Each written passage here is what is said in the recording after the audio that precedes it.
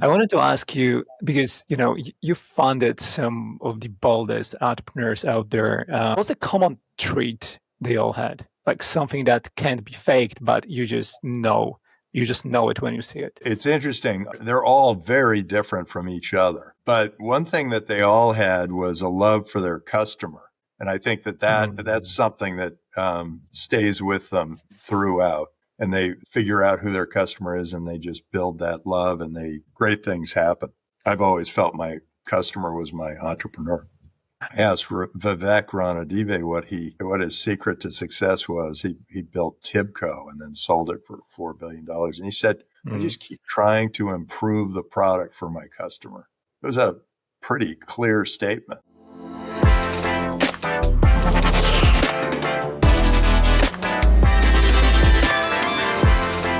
Welcome to the EU Startups Podcast. Sit back and enjoy the show hosted by Marcin Lewandowski. Hey EU Startups, if you're running a startup like me, you have more than enough on your plate. So when a prospect asks if your company is ISO 27001 or SOC 2 compliant, you're probably thinking, how the heck are we going to do this? We don't have the time, we don't have the manpower, and we definitely don't have the know-how. That's where Sitel comes in. With our automated platform and in-house expert to manage the entire process for you, you'll get compliant super fast. Compliance has never been easier. So if you need help with compliance, visit Sitel.ai/EU Startups. That's SCYTALE.ai/EU Startups for $1,000 off your first framework. Hey everyone, this is Marcin Lewandowski and you're listening to the EU Startups Podcast. My next guest is an absolute legend, Tim Draper. Tim founded Draper Associates, DFJ, and the Draper Venture Network, a global network of venture capital funds. He funded companies like Baidu, Tesla, Skype, SpaceX, Twitch, Hotmail, Robinhood, and the list goes on. Tim is also a leading spokesperson for Bitcoin and blockchain and generally cryptocurrencies, having won the Bitcoin US Marshalls auction in 2014. He invested in over 50 crypto companies and led investments in Coinbase, Ledger, Tezos, and Bancor, among others. Everyone, give it up for Tim Draper. Tim, it's such a pleasure to have you here on the show. It's a dream come true for me. Welcome. Great. Thanks so much for having me, Marcin. It's fun to be on the show. Amazing. So, Tim, let's start with a fun one. You've built an empire, betting on the future. But maybe let's go back for a second. What's the craziest thing? And I know because we spoke off the record that you have some young boys living in your house currently with you. What's the craziest thing you believed as a kid that actually turned out to be true? Oh, that I believed as a kid that turned out to be true. Gosh, that's a good question. I've been, as a kid, I mean, I kind of thought, okay, some of it turned out to be true and some of it turned out to be right. Something that needs changing. What I guess I thought was that the world could be molded and that I was free. And I think for the most part, that's been true, at least here in America for the moment, is that I've been able to mold the future in the way that I wanted. I've tried a lot of things and a lot of them didn't work and some of them did. And I think that is it. I think growing up, I kind of, until I was about 10, I had a lot of respect for authority and, everything that was going on around me. And then I got arrested for something I didn't ever do. Right. And I realized I no longer had respect for all authority. And so I realized that sometimes they don't get it right. And that's when I started supporting the changes and allowing myself to disagree with the status quo and to try to move things in a better direction. And that's maybe one of the things that's driven me all through my life is the support of entrepreneurs, the people who are changing things. They're shaking it up. They're saying, hey, the emperor has no clothes. This is time for a change in this industry or whatever it is. So that's a little bit my love for entrepreneurs, my love for Bitcoin, because it's going after these big institutions that have been around for a long time, and they're really not providing good service at a high, and they're providing it at a very high cost. I love it, Tim. So really fun. Yeah, fun question. Oh my gosh. Thank you. Tim, so speaking of Bitcoin, actually, since you mentioned, you bought like 30,000 Bitcoin in 2014 when the most people, Actually, I thought I had bought 40,000 in 2011. Oh, really? Oh, yeah. And I bought them, and a couple of things happened. One is that the guy didn't get the chips that he needed to mine the Bitcoin in time. The price went way up. And then he stored the Bitcoin at Mt. Gox, and we lost it all there. So and then I realized that when Mt. Gox sort of stole all that Bitcoin, I thought, oh, too bad. That's the end of this really interesting opportunity. And then, but Bitcoin only went down about 10% on that news that Mt. Gox had stolen all that money. So I dug deep and I looked in and I thought, why, what are all the people using it for? I mean, and at first, on the outside, the press talks about the guns and drugs and all the horrible things that were happening around Bitcoin. Now, of course, all those people have been caught because it keeps perfect records. Right.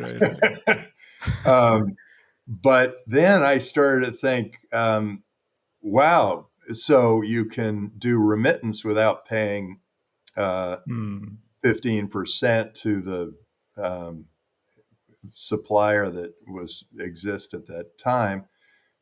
You could pay people in foreign countries who did work for you in a currency that they could accept, and it wouldn't have to go into a weaker currency. So that was exciting. And then half the population of the earth at that time was unbanked, and all of a sudden they could be a part of the world economy with Bitcoin. So those three things really grabbed me. And then the fact that it was transparent, kept perfect records, global, accepted everywhere. All of a sudden I realized, wow, this is something really important. Yeah. I mean, I don't know what my number is, but I know my accounting, bookkeeping, transfer agent, tax law, all those bills add up to a big, big number for me. And they keep growing. It's getting bigger and bigger and bigger every time some politician adds a new law or regulation. And so with Bitcoin, all the records are kept. I mean, I have a vision one day to raise a fund all in Bitcoin, invest it all in Bitcoin, have the companies pay their employees and their suppliers all in Bitcoin, pay their taxes all in Bitcoin, and then have it all on one big smart contract. And that way it would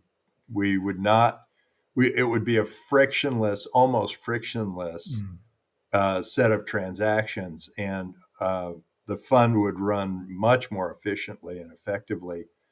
And we wouldn't need the audit. We wouldn't need accounting, bookkeeping, any of that, because it's all done perfectly on the blockchain. So I'm looking forward to that day. And I think it's coming sooner than we all imagine, because now finally the U.S. government has recognized Bitcoin, and they're even holding it in their treasury.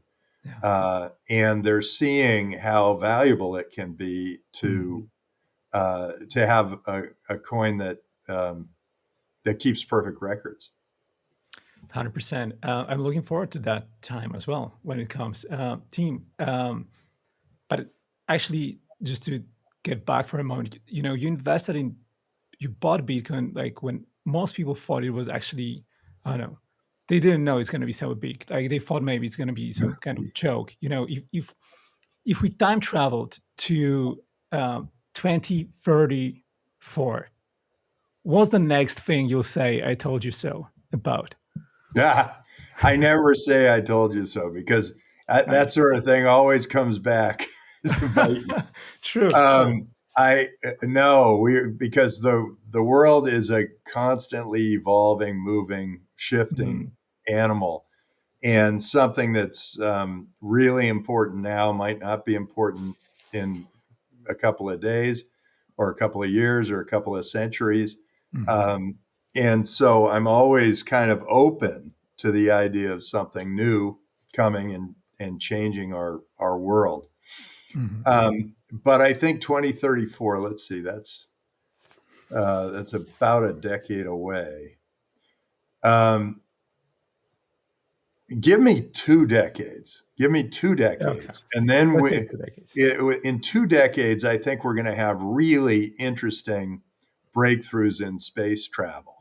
I think that's going to be really exciting. I think we're going to be able to see not just Mars, but we might actually have figured out how to gather the energy from space and move people through space in new ways. I think there are some breakthroughs in science where people start realizing that we're all sources and uses of energy, and everything out there is sources and uses of energy, and the ability to capture that energy and do interesting things with it is going to be great. If you go out 10 years, so that's going way out. But you go out 10 years, I actually think, we have a company that might really change the nature. And it came to us in an interesting way. It's called Max Space. And what they do is they launch in effect, a deflated balloon into space. And then they inflate it to be a space station. And that space station can be as big as a football field or a football stadium, a huge stadium. And that means people can live up there. And then I now shift back. I met a man named Dr. Nakamatsu, and he was kind of a wild genius. And he said that if you put an umbrella that is 3 miles wide, so that's like 5 kilometers wide, up in space, and you have that umbrella move with the Earth and the sun so that it's always blocking the hottest spot on the Earth, you can lower the temperature of the Earth by 2 degrees. So I put that together with the Max Space guys, and I thought, well, look, you're going to block something there. So, and it's the size of a football stadium. If you can put a bunch of them out there together, they can start lowering the temperature of the Earth. And then if the temperature of the Earth gets too cold, they can start expanding. So they can actually have weather control. I think we're in this next decade, we're going to have weather control. I think that's going to be great. And it'll be good. It'll also probably save humanity. Yeah. Too hot. I think, okay, so that's one. I think that there are a bunch of, there are a bunch of things that are happening in finance in this next decade, in finance, commerce. I think we will see the end in a decade. Within this decade, we'll see the end of fiat currencies. I think people will move on to Bitcoin and other cryptocurrencies. the idea of a political entity being able to, at will, spend whatever they want is probably something in the past. I also think if you give me 2 decades, I think our geographic borders become less and less relevant. I think the world is pretty much up to speed, no matter where you are. And I have been all over the world to some of the richest countries and some of the poorest countries. And with the exception of the socialist countries, which are just destined to be a disaster until they get a capitalist system in there,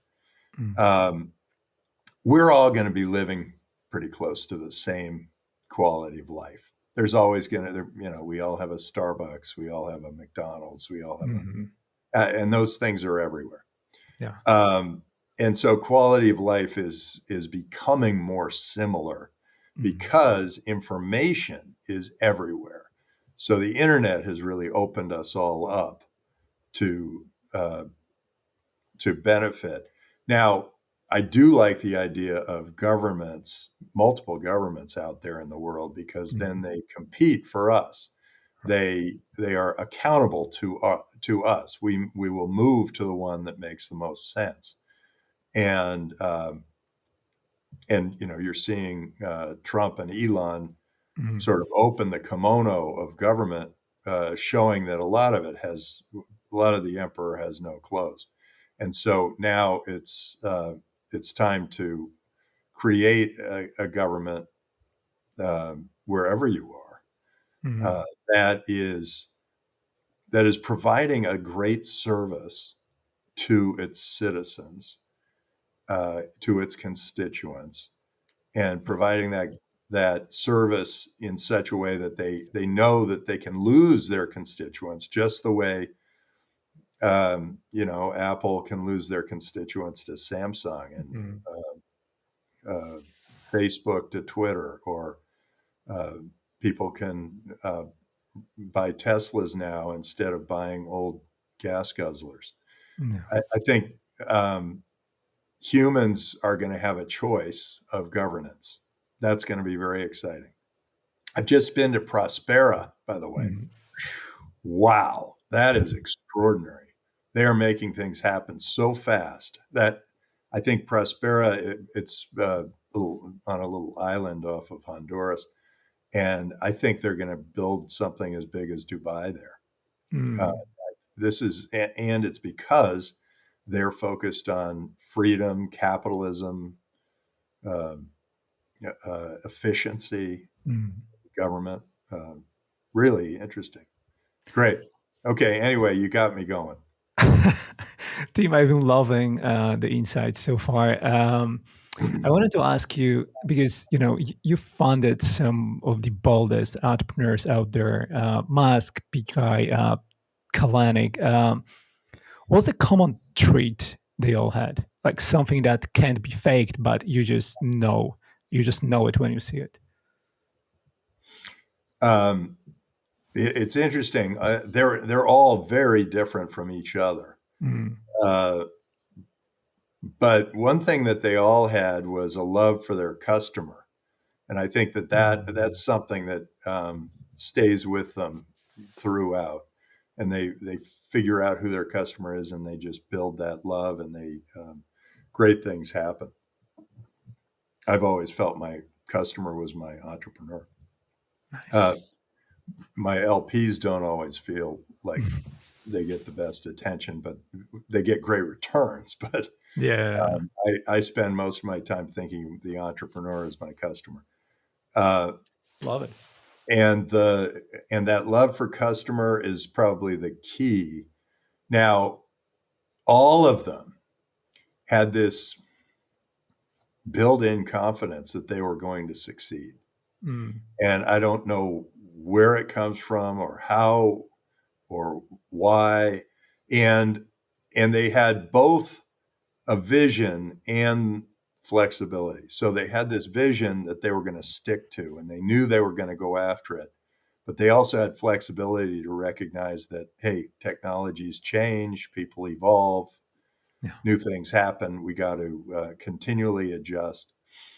I asked Vivek Ranadive what his secret to success was. He built Tibco and then sold it for $4 billion. And he said, I just keep trying to improve the product for my customer.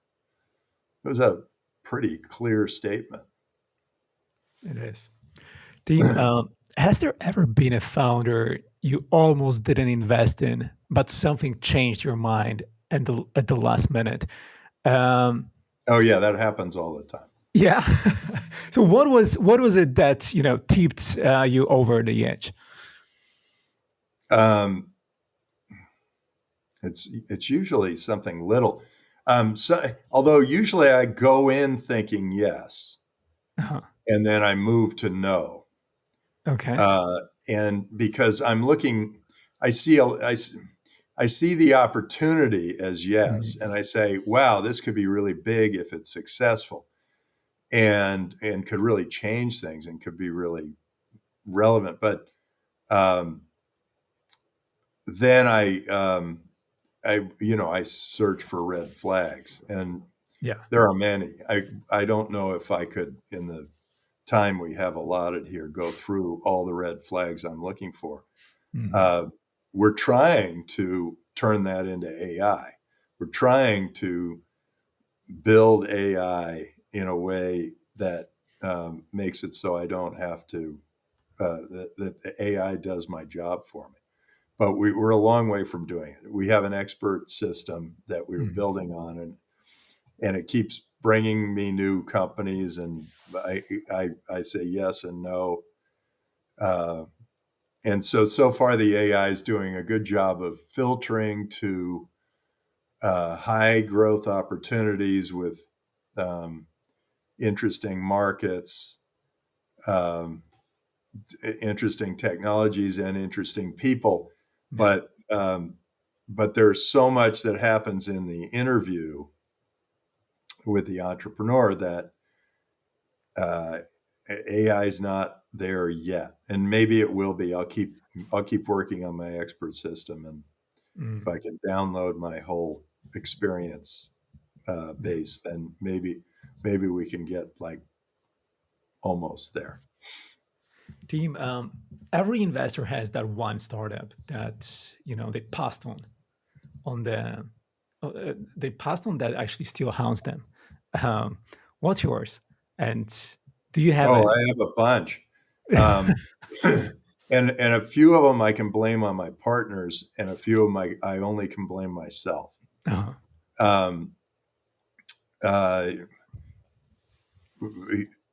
Well, I tried to do Yahoo, partner didn't want it. Tried to do Google, and my partner said, Draper, we've already got 6 search engines you've gotten us into here. Why do we want another one? And then the ones I'm completely responsible for are I had an ongoing negotiation with Facebook. And they were bidding me against another venture capitalist.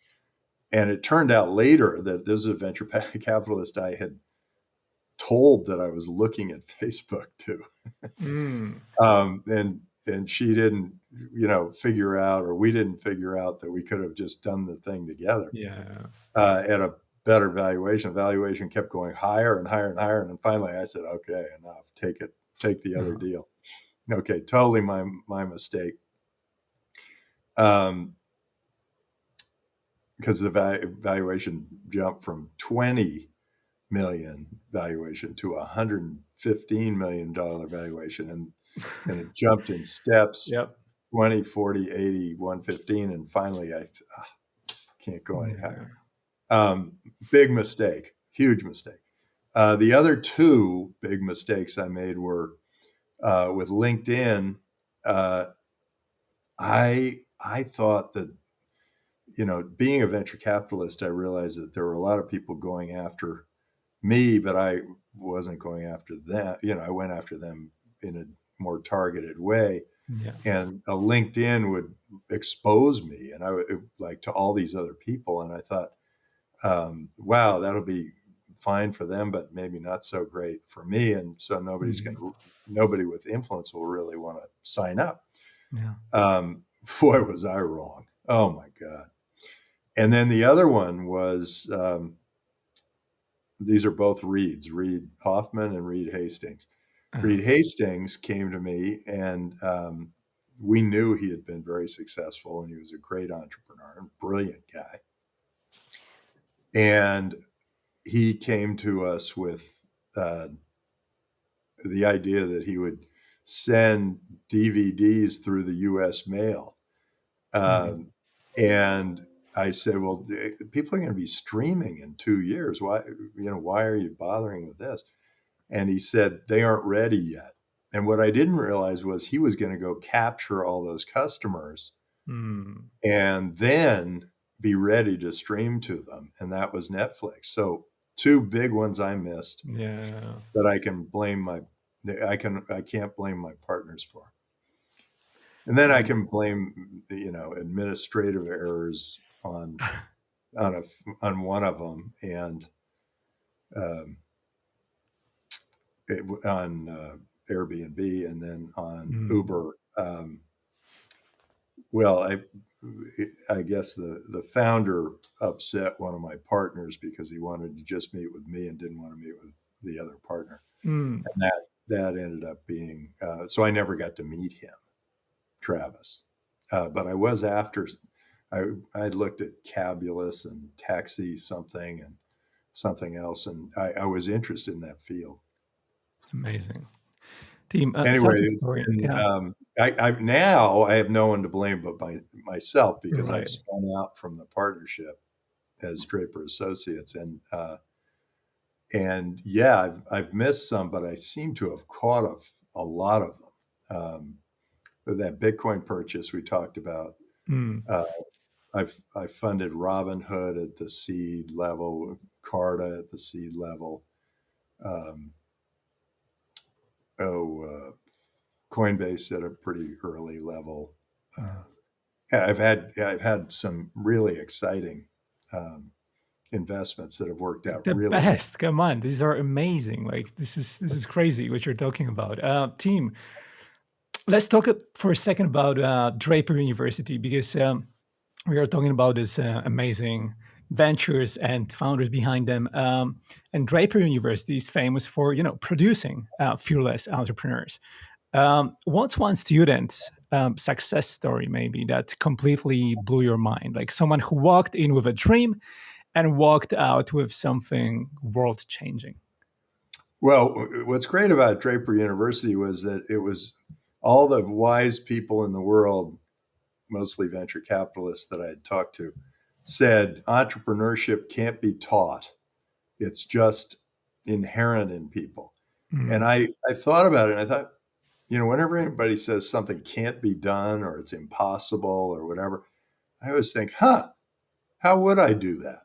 Yeah. And so that was the beginning of Draper University. I thought, how would I do that? And so I created a school. I didn't want to take the entrepreneurs off their game for very long, so we made it like a 5-week program. And we made it very unusual. It's a big surprise for everybody. Nobody quite knows what's coming the next day. Nothing is orderly. It's chaos, total chaos. Okay. But there's method to our madness.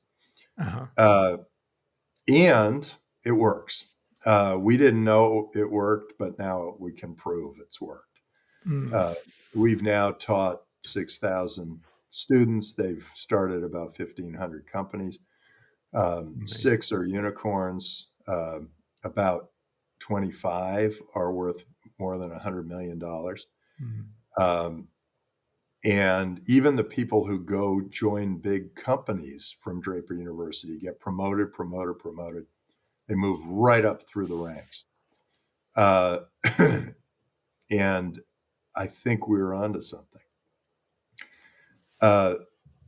So now it's harder to get into. Harvard and Stanford say 85% of our graduating class, after we take them for 4 years or 6,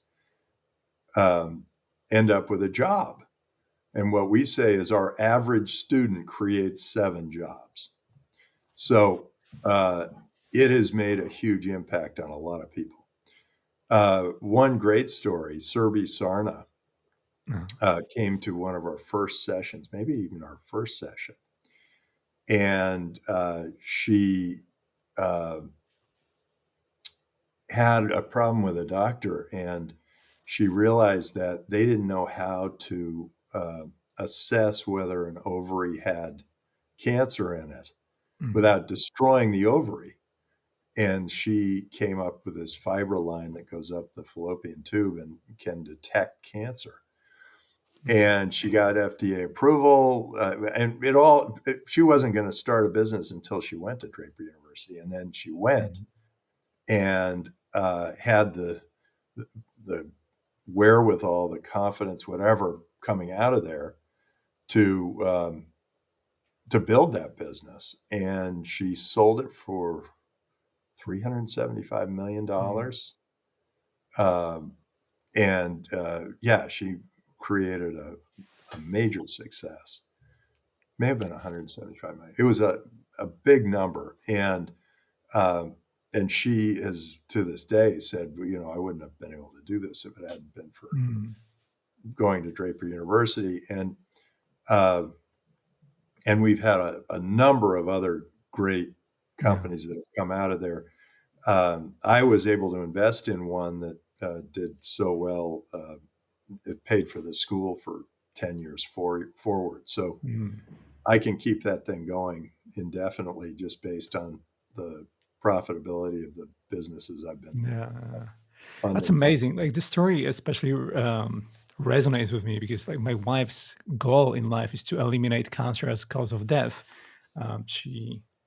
She's working at AstraZeneca, leading the clinical trials there and working on different kinds of cancer. Amazing story. Team, if you were 25 today, no connections, no money, starting from scratch, what's the first move you'd make? Where would Tim Draper, the young entrepreneur, place his first bet? I think I would I would do what I'm already doing, which is I would create a new country, a virtual country, to compete with other governments. And we're doing that. We have something called Draper Nation, and it's a nation of freedom. And or I would join Prospera. I think I would do something like that. I would get involved in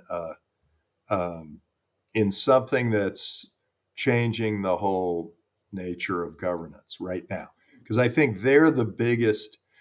I always look for the industry that provides the worst service at the highest cost. And you can list a bunch of them: banking, insurance, healthcare, but government is a really big one. And it is very clear that there are a lot of great opportunities in improving governance. So that would be the one.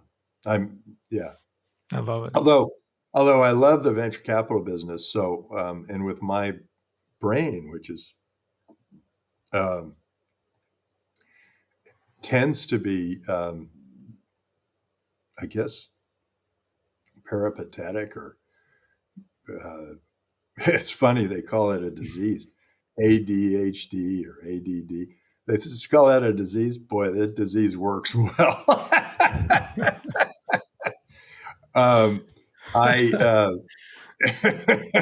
But I do, as the reason venture capital works for me so well is that I dabble, that I will go deep on something, get involved, look for it, and then see if I feel like I have come to the conclusion. Have I found a potential solution to the problem? Yeah. And then I feel like I've done my job and I move on. I'm not a good executor. I don't I guess in the venture business I am, because it's still pretty simple administration, but I have to find where my limitations are, and that's where they are. Although you don't really, I mean, I guess if I dug in and decided that was my life, I could execute. Tim, you've been at the center of so many revolutions: tech, finance, education, governance. What's been the most thrilling moment for you so far? Well, I think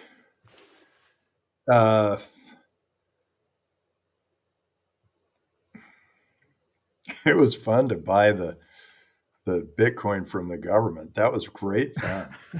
And very nervous. We were very nervous because we had to wait about an hour for each of the blocks to get approved.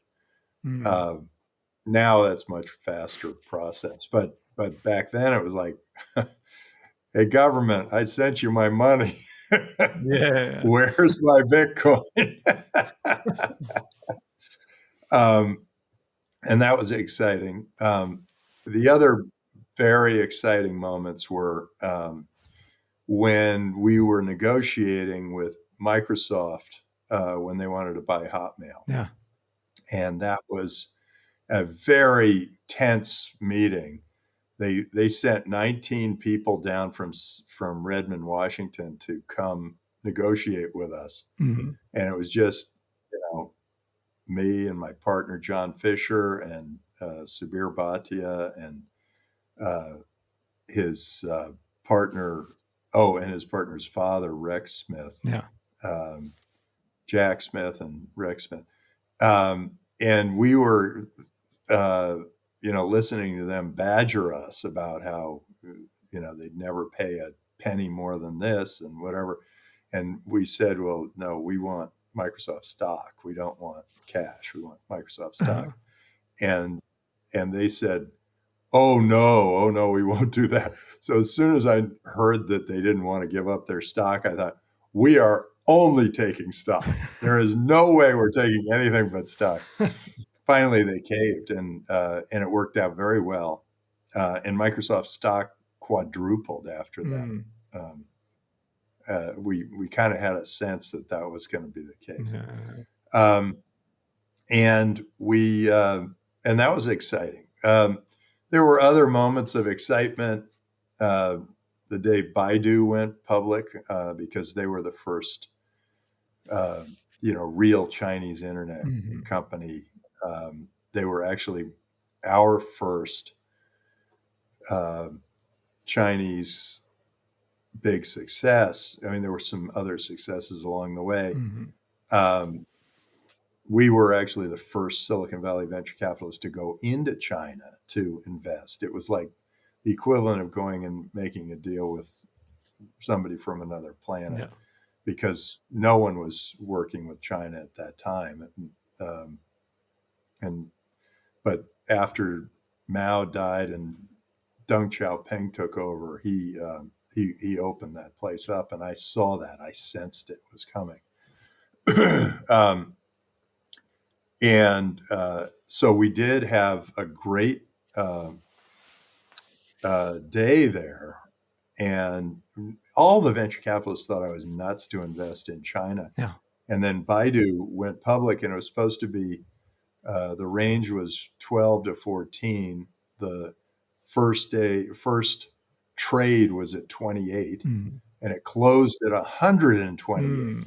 So the bankers were way off on demand for this stock. And when it closed at 128 that first day, the entire venture capital community got on the next flight to Beijing. It was time to go. They just, hey, Draper's been doing this for many years, and we all thought he was nuts. And all of a sudden, whoa, we better get over there. Of course, I was the first venture capitalist to leave China too, because I sensed that when this dictator Xi came in, he's a weak man. and he's doing a horrible job. Yeah. He's created socialism where they had capitalism. Right. They had freedom. Yeah. They were building things. They were inventing. They were innovating. And boy, the Chinese were on fire. It was so exciting. And now he's put a huge clamp on the country. And I think their economy's going flatline. And, it's not great. There were years there where I was saying, God, I got to move to China. Mm. And now it's like, there's no way you'll get me to even fly there. Right. But I was the first one out, and I started to tell these investors, get out of China. What are you doing? Get out of China. This guy's bad news. Mm. And they were going, no, China's been very good. We're going to just double down. Yeah. And boy, I felt so badly for them. Team, a lot of crazy stories. After all the unicorns, moonshots, and wins, what's still on your bucket list? What's left for Tim Draper to conquer? Bucket list I've published my bucket list. It's in my book, How to Be a Startup Hero. Right. And so you can go look at my bucket list. But, and I think I'm about 70 of 101 done, something like that. And I guess still on my bucket list. I mean, I kind of stuck it in my head that when I got to be 83 years old, which meant that I probably will have had a pretty solid life, that I would go to the moon and walk on the moon. That's a nice one. And so I don't know whether that's actually going to ever happen, but it's a good one. And then let's see, what were the other bucket list items? I've done a lot. Mm-hmm. I've done a lot. Oh, I'm writing a novel. I don't know if I'm writing I am writing a sci-fi book. Well, I'm writing a book about the future, and part of it is science fiction. So maybe that's my book. Maybe that's my novel. But I've written, I wrote one, got another one coming. See how it goes. Sounds amazing. Tim, thank you so much for taking the time and joining me on the show. It's been such a pleasure to have you. I think the audience will love it. I hope maybe one day we'll get to meet in person. That would be amazing. Yeah, great. You're in Poland? In Spain, in Barcelona, actually. Oh, in Spain. Oh, well, I usually go to Web Summit in Portugal, so you could. Right. I was just there last year. Cool. Great. So, hey, this was fun. Hey, send me the link. I'll want to post this. Yes, please do. Please do. Thanks so much, Tim.